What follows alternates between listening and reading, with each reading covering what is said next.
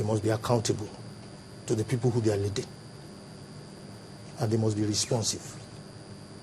So the behavioral tendencies of being capable, in the first place, is going through that process. What Nigeria is about to do, or what I hope we will do, are things that are only credited to great nations. Only great nations do national conferences. Because the great nations can think through and take time with themselves and bring out their potential. And I believe Nigeria is a great nation. Mm-hmm. So that process of itself, the process itself will put in some, our leaders will learn, you know, and then the end product itself, by the time you go through that kind of a process, anybody who is taking responsibility on the Nigerian Constitution will know what it took to get this Constitution going.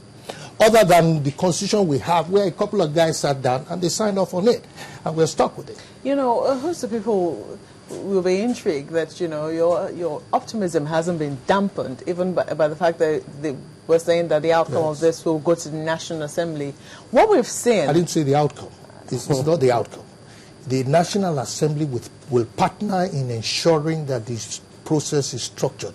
Just as the National Assembly needs the people. Yeah? Didn't you catch the words of the President? He said the outcome will go to the National Assembly. Yeah, you see, all these things are nomenclature. You could catch anybody on any word or anything. He said, he's made his opinion, and he's probably said it informally. But it's a question of nomenclature. The governor of Plateau State just yesterday said he doesn't believe so. So even now, the president, he's saying it as it seems, and probably he's looking at the nuts and bolts and the practical ends. You know, some of the issues that I'm raising. He's looking at, look, they're going to appropriate, and he needs the cooperation of the National Assembly. Yeah, because we have also seen the National Assembly come out to say, yes, the president is right, the outcome should actually come to us. You see, I'll tell you what. You see, for now, nobody knows in terms of the outcome of the advisory committee is going to be, okay, this is the plan, this is the implementation plan. That implementation plan has to be costed. Do you agree with me? That a plan has to be costed if you want to implement that plan. If it's going to be costed, it has to be appropriated upon. And if it's going to be appropriated upon, it has to go to the National Assembly. So the plan has to go to the National Assembly. To that extent, there are two different things here. I mean, we have had legal practitioners here who say that we might even run into a problem assuming the National Assembly is not involved at all. They see a role for the National Assembly in saying that the National Assembly will most likely need to enact a law enabling that conference to take place in the very first instance and what will happen to the outcome of it. But for the dialogue to actually take place and then the outcome goes against the National Assembly, they do not agree with that. They say that cannot be the case, because if it does, there is no way the National Assembly would say they would not have an input into what exactly has come of it. You see, the National Assembly will have an input to the process. Right. We all agreed on that, and most of the people are agreed on that. But now, assume the national conference ends, and it comes up with a resolution and a draft constitution, right? That draft constitution will be subject to a referendum. That is what we're saying. Not going back to the National Assembly again. Well, if they want to have a copy, they can have a copy. There's no problem with that. But it's not going, they are not going to, even the National Assembly, even if it went back to the National Assembly, the Constitution as it sits does not enable them to enact it into law. And the one that they are amending right now, the Constitution does not enable them to enact it into law. They will go back to the State Houses of Assembly. They will go back to the people. So either way, which way? Tell us, give us your perspective on this matter about sovereignty. Yeah. If we have this conference, I mean, where does sovereignty lie? On the National Assembly, the people? No. I mean, it's trite law. Sovereignty rests with the people. But from time to time, the people delegate their sovereignty for certain functions. Where the sovereignty of a people is most defined is in the cause of elections, including a referendum, because a referendum is an election. So, but what I'm saying is this: you cannot begin to talk of sovereignty before the fact. The process itself creates the sovereignty, builds the sovereignty, because sovereignty is demonstrated. It is not, people throw around the word sovereignty and sovereignty and sovereignty. All of us are, you know, You know, we're sovereign, but we have a constitution and there are institutions without which, right, the whole system will collapse. Now you build those institutions in such a way that they can respond to the people's sovereignty.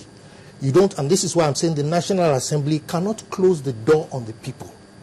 They cannot say, and I'm sure they would never say, that the people cannot hold a referendum, that the people cannot choose whether they want to do the amended constitution or they want to produce a new constitution. Whether they see themselves as duly elected representatives of the people or not. As a matter of fact, the more representative they are, the more willing they will be to enable the people to do a referendum. Interesting. Fagbenro-byron, development expert, thank you for coming on this morning. It's a pleasure. All right, then. We're back after this break. Please join us again.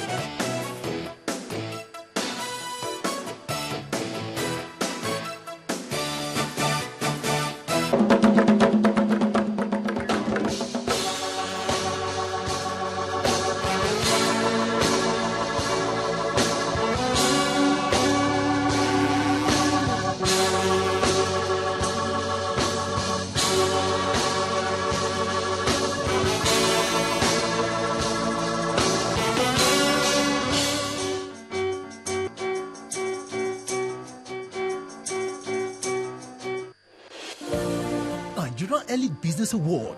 Blind to all, impartial to all, integrity for all, researched, resourceful, and reliable. Nigeria Elite Business Award. Your global stamp of approval. Featuring awards, business networking sessions, and more. Participants, exclusively CEOs, management teams, and high-end clients of corporate organizations in Nigeria. Top business-related government functionaries, members of the diplomatic community. Special guest of honor, His Excellency, Architect Namadi Sambo, Dr. Olusegun Aganga, keynote speaker, Professor Pat Utomi. Date, 9th November 2013. Venue, Civic Center, Victoria Island, Lagos. For details, please call 0810-576-6618 or visit elitebusinessafricanetwork.org. Nigeria Elite Business Awards. Celebrating the best of corporate Nigeria. Strictly for Nigeria Elite Business Community.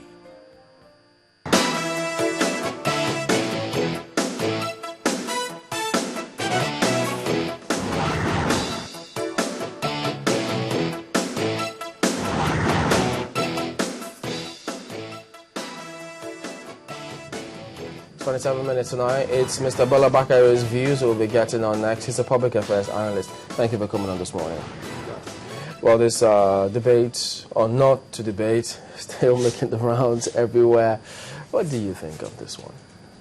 My brother, it's one heavy situation we have on our hands. I can tell you, on October 1st, after the president's speech, I was on air about maybe 10, 20 minutes afterwards. And what I said, because nobody has a prerogative of intellect though, what I said then is what is panning out now. Because then I said about a few things. Let me make it short. I said, don't let us dwell on what the name is going to be, because your colleague Imoni asked me categorically, what's in a name? And I told him that, look here, your name depicts you. Your first ID in life is Chamberlain, and that is your destiny. Whatever name the president wants to give to his own conference, let's stick to it so that we can apportion that name to him. Abacha had his own conference, Obasanjo had his own conference, let Jonathan have his own national dialogue so that we can tag it to him. That is one. Two, we need to look at ourselves. Personal opinion, personal view, what is wrong with us as Nigerians is the person. The person? The person. Which person is that? You as a person, me as a person, we as Nigerians. That factor is not being addressed. We are highly dishonest people. Every time you say you're looking for justice, there's no justice without understanding. I mean, there's a certain 5%.